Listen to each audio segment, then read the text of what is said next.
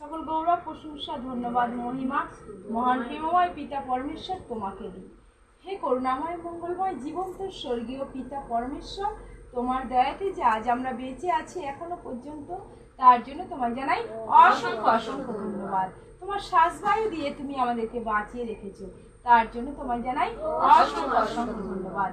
হে পিতা, আজ এই সুন্দর সময় সুন্দর মুহূর্তে তোমার সম্মুখে তোমার বাক্য নিয়ে আলোচনা করার সুযোগ করে দিয়েছো, তার জন্য তোমায় জানাই অসংখ্য অসংখ্য ধন্যবাদ। এই বাক্য আমাদের প্রত্যেকের অস্থিমজ্জা ভেদ করে হৃদয় গভীরে কেটে বসুক। এই বাক্যের মধ্য দিয়ে আমাদের প্রত্যেককে তুমি সংশোধন করো, আর এই বাক্যের মধ্য দিয়ে আমাদের প্রত্যেকের মধ্যে তোমার জ্ঞান তোমার বুদ্ধি প্রত্যেককে পরিপূর্ণ করে ভরিয়ে দাও, যেন প্রত্যেকে এই বাক্য থেকে আমরা নিজেদেরকে সঠিক পথে এগোতে পারি। এই বাক্যের মধ্য দিয়ে তুমি আমাদেরকে চেতনা দান করো, এই বাক্যের মধ্য দিয়ে তোমার স্বর্গের পথে এগিয়ে যেতে আমাদের সাহায্য করো। আর এই বাক্যর মধ্য দিয়ে প্রত্যেকের জীবনে যা কিছু রোগ জ্বালা যন্ত্রণা সমস্যা আছে, তোমার এই বাক্যের মধ্য দিয়ে দূর হোক। এই প্রার্থনা আমি নাসরতের ইম্মানুয়েল প্রভু যীশু খ্রিস্টের নাম থেকে চাইছি, আমেন। জয় যিশু, হালেলুয়া। গীত সংগীতা 147 অধ্যায় আমরা একসঙ্গে পাঠ করব। জয় যিশু, হালেলুয়া। সদাপ্রভুর প্রশংসা হোক, সদাপ্রভুর প্রশংসা হোক। আমাদের ঈশ্বরের প্রশংসা গান করা কত ভালো, তা কি সুন্দর, তার গৌরব করা কত উপযুক্ত। সদাপ্রভুই জেরুসালেমকে গড়ে তোলেন, দূর করে দেয়া ইসরায়েলীয়দের তিনিই জড়ো করেন। যাদের মন ভেঙে গেছে তিনি তাদের সুস্থ করেন, যাদের সব ঘা তিনিই বেঁধে দেন। তিনি তারাগুলোর সংখ্যায় গণনা করেন, তাদের প্রত্যেকটির নাম ধরে ডাকেন। আমাদের প্রভু মহান, তার শক্তি প্রচুর, তার জ্ঞান সীমা নেই। সদাপ্রভু নম্র লোকেদের ধরে রাখেন, কিন্তু দুষ্ট লোকেদের মাটিতে ফেলে দেন। তোমরা সদাপ্রভুর উদ্দেশ্যে ধন্যবাদের গান গাও, বীণা বাজিয়ে আমাদের ঈশ্বরের উদ্দেশ্যে প্রশংসা গান গাও। তিনি আকাশ মেঘে ঢাকেন, তিনি পৃথিবীর জন্য বৃষ্টির ব্যবস্থা করেন, আর পাহাড়ের উপরে ঘাস জন্মাতে দেন। পশুদের খাবার তিনিই জুগিয়ে দেন। দাঁড়কাকের বাচ্চারা যখন ডাকে তখন তিনি তাদের খাবার দেন। আমেন। জয় যিশু, হালেলুয়া। কত সুন্দর বাক্য। এই বাক্য কি বলছে? যে দূর করে দেয়া ইসরায়েলীদের তিনিই জড়ো করেন, যাদের মন ভেঙে গেছে তিনি তাদের সুস্থ করেন। তাহলে আজকে যদি কারোর মন ভেঙে গেছে, আজকে অনেকেরই মন দুঃখ কষ্ট সমস্যায় ভেঙে যায়, তাই না? অনেকে কষ্টে ভেঙে পড়ে, অনেকে যে কোনো সমস্যা এলে বা অসুস্থতার কারণে মন ভেঙে যায়।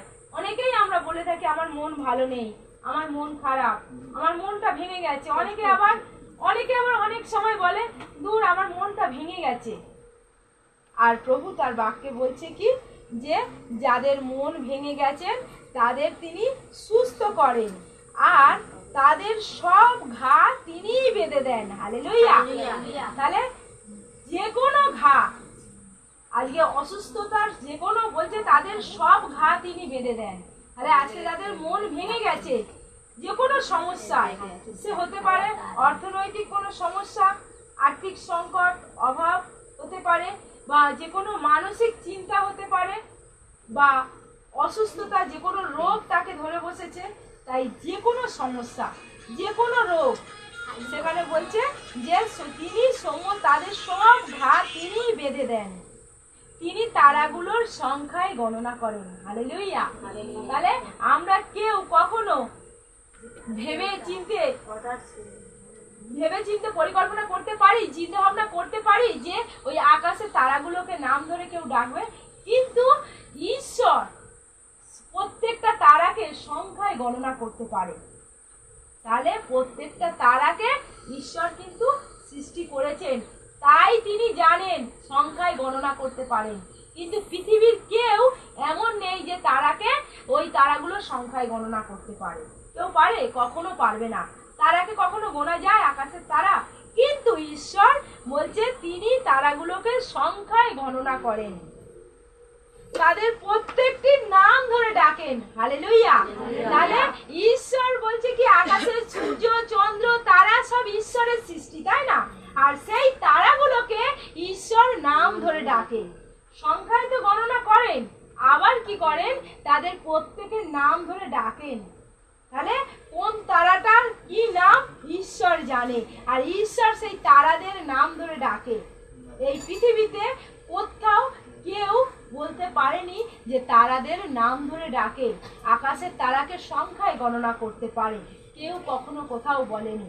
একমাত্র বলেছে ঈশ্বর, কারণ তিনি সারা সৃষ্টির মালিক, তিনি সেই তারাগুলোকেও সৃষ্টি করেছেন, তাই তিনি তাদের নাম ধরে ডাকেন। কারণ যে যে জিনিসটা তৈরি করেছে আর সেই জিনিসটাকেই সে ভালো করে চেনে, তার কিভাবে তৈরি, তার কি নাম, তার কেমন দেখতে, সে সব কিছু জানে। তাই ঈশ্বর সেই তারাকে নাম ধরে ডাকেন, কারণ ঈশ্বর সেই তারাকে সৃষ্টি করেছেন, তাই ঈশ্বর তারাকে নাম ধরে ডাকতে পারেন। কিন্তু এই জগতে কেউ তা করতে পারে না। হালেলুয়া। আর বলছে যে আমাদের প্রভু মহান, তার শক্তি প্রচুর। হালেলুয়া। তাহলে সেই ঈশ্বর আমাদের প্রভু, তিনি কিন্তু সর্বশক্তিমান, তার শক্তি প্রচুর, আর তিনি হলেন সবচেয়ে মহান। তিনি একমাত্র ঈশ্বর, তার আগেও কেউ নেই, তার পরেও কেউ নেই, তিনি সর্বশ্রেষ্ঠ। আর তাই তো তিনি বলছেন, আমি প্রথম, আমি শেষ, আমি আলফা, আমি ওমেগা, আমি আদি, আমি অন্ত। তাই তিনি বিনা আর দ্বিতীয় কোনো ঈশ্বর নেই। হালেলুয়া। হালেলুয়া। আরো কি বলছেন যে তার জ্ঞান বুদ্ধির সীমা নেই। তাহলে একটু আগে বলছিলাম যে আমাদের কথাতে কিছু হয়, তার জ্ঞান বুদ্ধির সীমা নেই। মানে আমরা আমাদের ইচ্ছা মতন যখন যেটা দরকার চাইতেই আছি, কখন দিন কি রাত কি আমাদের কোনো জ্ঞান নেই। আমাদের বাচ্চারা জানে, দেখবে রাতের বেলায় তেঁতুল খাচ্ছে, তাই না? এক একটা বাচ্চারা আছে, ছোট বাচ্চা, সে জানে রাতের বেলায় তেঁতুল খাচ্ছে। আমরা বলি রাতের বেলায় তেঁতুল খেলে কি হবে, বাচ্চাকে খেতে দিই না, টক জিনিস রাতে খেতে নেই, তাই না? কিন্তু আমরা তার বাবা মা হয়ে এইটুকু তাদের বলতে পারি। কিন্তু আমাদের সৃষ্টিকর্তা ঈশ্বর, আমাদের সৃষ্টিকর্তা ঈশ্বর, তাহলে তার জ্ঞান বুদ্ধির সীমা নেই। তাই আমরা আমাদের ইচ্ছা মতন যখন তখন, সে আমাদের বাচ্চাদের মতন যখন তখন যাই তাই চাই। আমাদের কোনো জ্ঞান বুদ্ধি নেই, আমাদের কোনো জ্ঞান বুদ্ধি নেই, আমরা যখন ইচ্ছা যেটা চেয়ে নিলাম। আর ঈশ্বর বলছে যে আমার সন্তানেরা, যে তাদের সব থেকে উত্তম জিনিসটা আমি দেব। কারণ তোমরা যদি তোমাদের সন্তানদের মাছ চাইলে কি সাপ কটা দিন দাও, তাহলে আমি তোমাদের কিভাবে দেব? আমাদের সন্তানেরা যদি একটা ছোট বয়সে ছুরি বা ব্লেড বা কাঁচি কিছু নিতে যায়, তাকে নিতে দিই না। কিন্তু একটা সময় সেগুলোই নিয়ে তারা খেলা করে, তার সেই বয়স হলো। ঠিক সেই রকম ঈশ্বর, আমরা আমাদের কখন কি প্রয়োজন আমরা জানি না, আমরা চাইতে হয় চেয়ে চাই, তাই আমাদের কোনো জ্ঞান নেই। কিন্তু ঈশ্বর, তার জ্ঞান বুদ্ধির সীমা নেই, তিনি পরিপূর্ণ, তার জ্ঞান বুদ্ধি অফুরন্ত। তাই তিনি জানেন আমাদের কখন কি প্রয়োজন, কখন কি দরকার, তিনি সময় মতো আমাদের সেই জিনিসটা দেবেন। আমাদের বলাতে কিছু যায় আসে না, কারণ তিনি জানেন কখন কি দিতে হবে।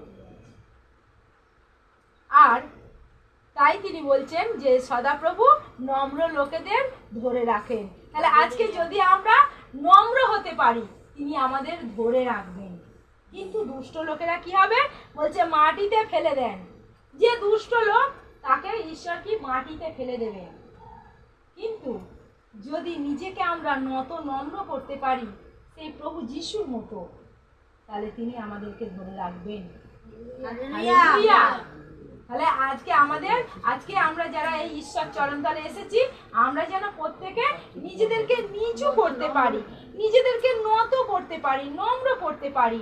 আমরা কিছুই নয়, আমাদের কোনো ক্ষমতা নেই, আমরা সেই মাটি। তাহলে মাটির কিসের এত অহংকার?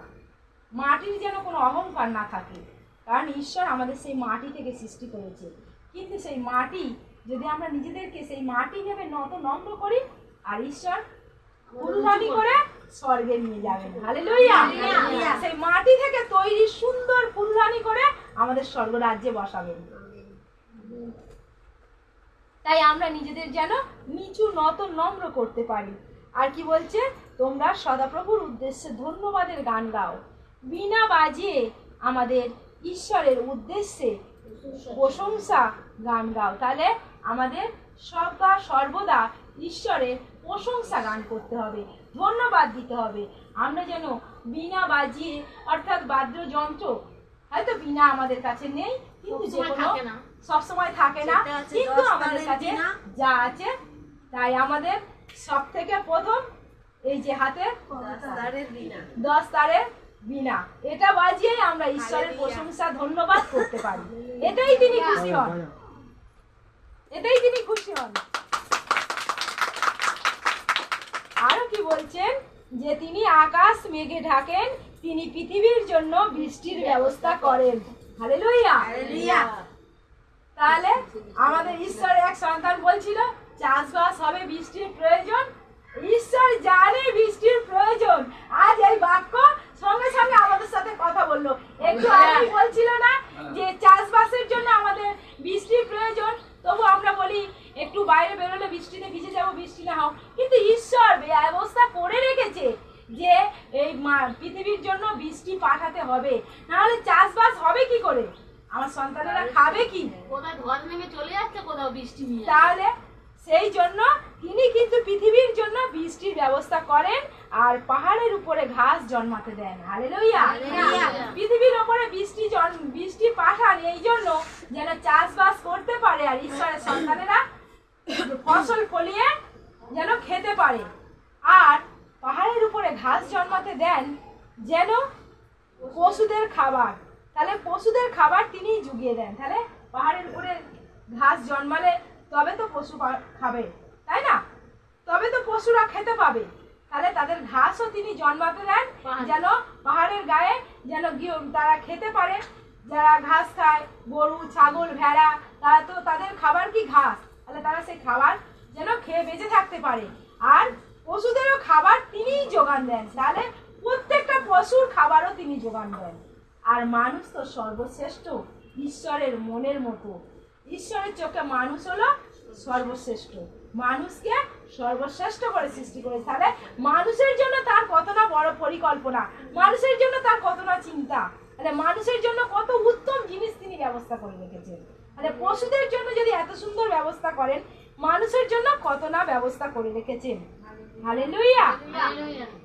আবারও কি বলছে? একটা দাঁড় কাকের বাচ্চারা যখন ডাকে তখন তিনি তাদের খাবার দেন। হালেলুয়া। তাহলে যে দাঁড় কাক, আমরা জানি একটা কাকও যখন কাকা করে ডাকে তার জন্য খাবার ঈশ্বর যোগান দিয়ে রেখেছে। তাহলে একটা দাঁড় কাকের বাচ্চা কি খাবে ঈশ্বর সেটা যখন ঠিক করে রেখেছে, আর আমরা মানুষ তবু আমরা বলি, আমরা চিন্তা করি কি খাবো, কি করবো, ব্যাংক ব্যালেন্স করেও তবু আমরা শান্তিতে নেই, তাই না?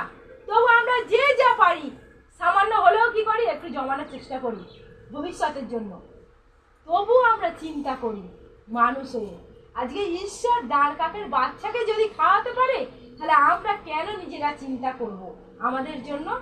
তাই তো ঈশ্বরের বাক্য বলছে তোমাদের কি খাবে, কি পড়বে এই বিষয়ে চিন্তা করো না, কারণ এগুলোর প্রয়োজন ঈশ্বর তিনি জানেন। তাই তোমরা তার রাজ্য ধার্মিকতার বিষয়ে চিন্তা করো। হালেলুয়া। আপন বাক্যে আশীর্বাদ করুক। আমেন। জয় যিশু। হালেলুয়া।